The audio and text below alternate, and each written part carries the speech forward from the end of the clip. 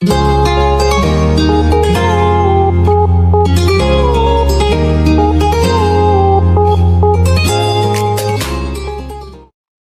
student, today I will discuss about Bachmann rearrangement, its mechanism and synthetic application. Now I will discuss the principle of Bachmann rearrangement. The Bachmann rearrangement is a rearrangement of an oxime functional group to substituted amides. Bachmann rearrangement Bachmann नाम के scientist ने दिया था और उसने rearrangement का process बताया था. What is rearrangement?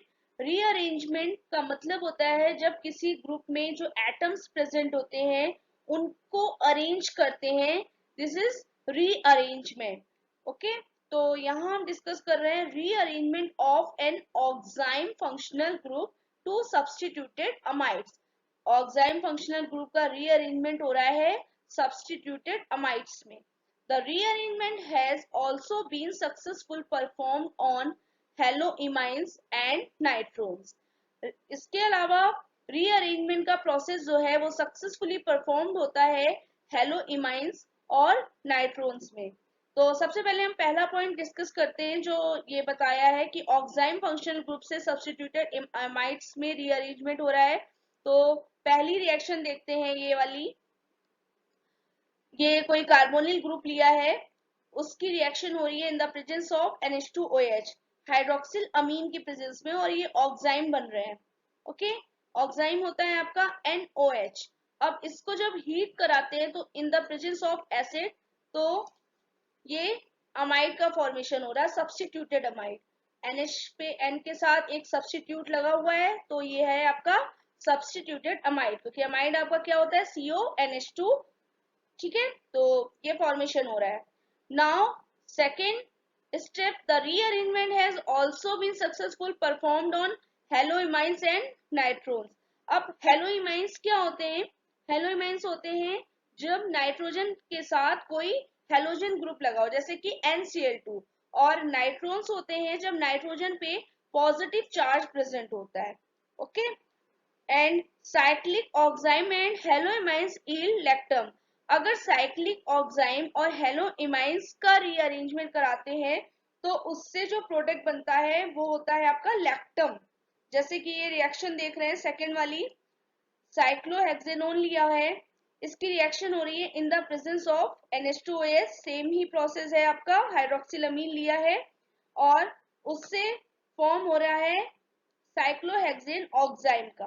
Okay, now इसको फिर से हीट कराएंगे इन द प्रेजेंस ऑफ एसिड तो कैप्रोलैक्टम का फॉर्मेशन हो रहा है. तो यहाँ पे ये आपकी लैक्टम रिंग प्रेजेंट है.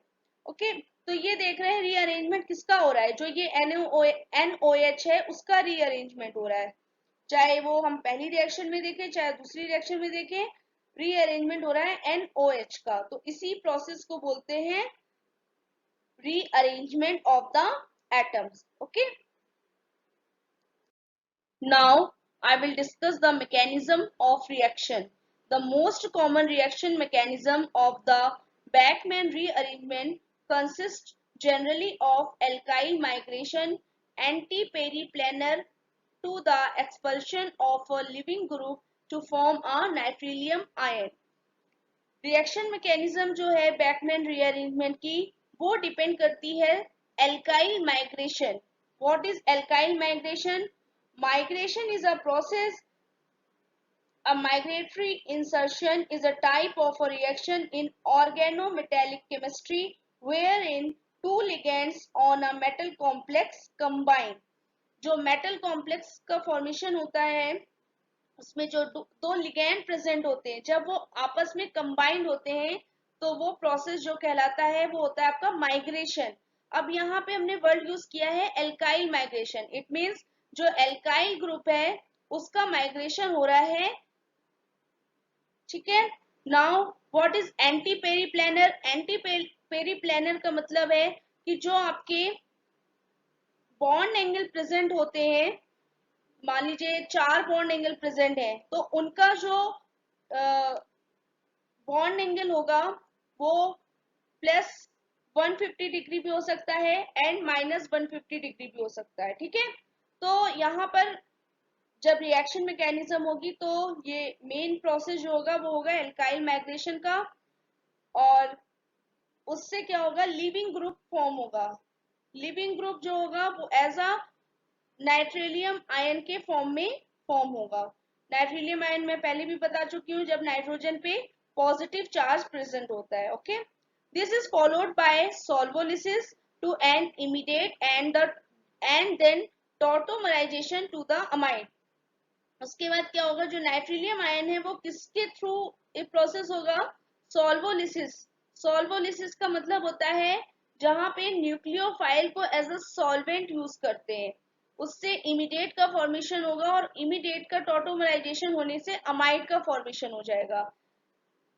This nitrilium ion has been known to be intercepted by other nucleophiles including the living group from the oxime. Now I will discuss the steps involved in this mechanism. There are 5 steps involved. Step first is protonation. Step second is alkyl migration and dehydration. Step third is rearrangement of natrium ion, hydration, solvolysis. Step fourth is deprotonation and step 5 is tautomerization. तो अब हम mechanism को अच्छे से देखते हैं यहाँ पर। तो दिस इज मैकेनिज्म। फर्स्टली हमने कोई ऐसा ग्रुप लिया है जिसपे आपका ये प्रेजेंट है NOH। ओके, तो सबसे पहले क्या हो रहा है, प्रोटोनेशन हो रहा है। प्रोटोनेशन ये लिया H+ होता है, H+ सिंबल होता है प्रोटॉन का। तो O क्या करेगा, यहाँ पे जो O प्रेजेंट है वो H+ पर अटैक कर देगा और उसको अपने साइड कंबाइन कर लेगा। ठीक है, तो ये आपका OH2 बन गया।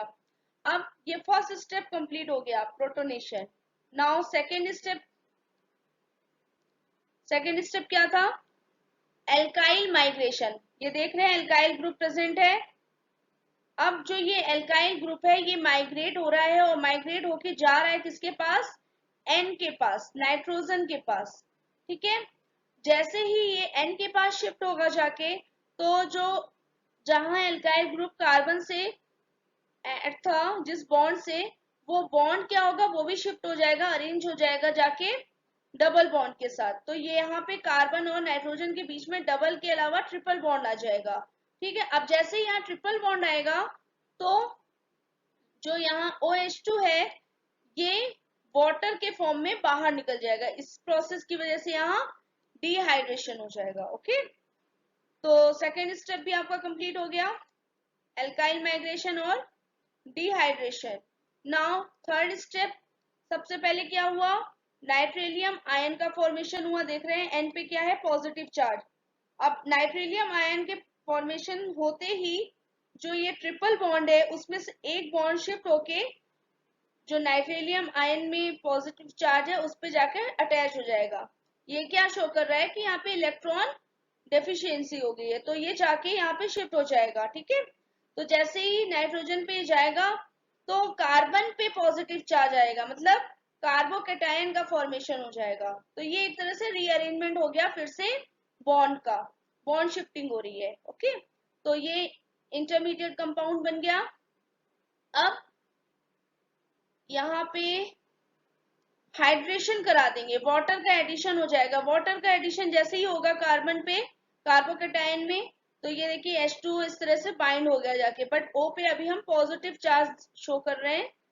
अब यहाँ सॉल्वोलिसिस हो रही है, solvolysis in the presence of nucleophile. और न्यूक्लियोफाइल क्या करता है, वो जो वहां पे एक प्रोटॉन को अपने साथ निकाल लेता है, और ये देखिए इस तरह से इसने न्यूक्लियोफाइल है, बट यहाँ न्यूक्लियोफाइल को शो नहीं कर रहे हैं, डायरेक्ट हमने प्रोटॉन को बाहर निकाल दिया, डीप्रोटोनेशन हो गया इन द प्रोसेस सॉल्वोलिसिस। तो फॉर्मेशन किसका हो गया, इमीडिएट का। अब इमीडिएट का फॉर्मेशन होते ही टॉटोमराइजेशन का प्रोसेस हुआ। टॉटोमराइजेशन के प्रोसेस के बाद आपका ये अमाइड का फॉर्मेशन हो गया, क्योंकि टॉटोमराइजेशन में क्या होता है, एक कीटो फॉर्म होता है और एक इनॉल फॉर्म होता है। कुछ एक ही स्ट्रक्चर के अंदर, एक ही कंपाउंड के अंदर दो फॉर्म होती हैं, एक कीटो फॉर्म में होती है और एक इनॉल फॉर्म में होती है। तो इमीडिएट क्या है आपका, कीटो इनॉल फॉर्म में है, अल्कोहलिक फॉर्म में है, और उसको फिर उसको टॉटोमराइजेशन होने पे वो अमाइड फॉर्म में आ गया।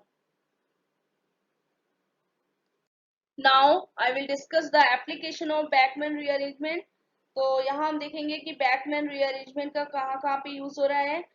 सबसे फर्स्ट, पैरासिटामोल की सिंथेसिस में भी बैकमैन रीअरेंजमेंट का यूज होता है। इस तरह से रिएक्शन देख रहे हैं कि फिनॉल से किस तरह एसिटाइलेशन हुआ, और ये बैकमैन रीअरेंजमेंट के थ्रू पैरासिटामोल की सिंथेसिस हुई। उसके अलावा Beckmann rearrangement is also used in the synthesis of benazepril, ceforanide और अदर दीज कंपाउंड्स। तो इस तरह से हम देखेंगे कि बैकमैन रीअरेंजमेंट का ये सारी सिंथेसिस में यूज होता है।